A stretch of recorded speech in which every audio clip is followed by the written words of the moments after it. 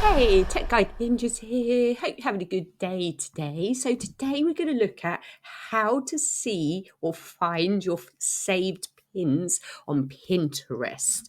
So if you're on your home feed, all you have to do is head to your profile. So you can do that by clicking on the top right-hand profile picture.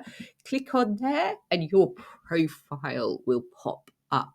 From there, we're going to scroll down and you've got a couple of different options here. So you can see your created pins or your saved pins. So these are my created pins. As you can see, if I want to see my saved pins, all I need to do is click on saved, scroll down and all my boards will pop up. So yours might look a little bit different to mine depending on how many boards you've got.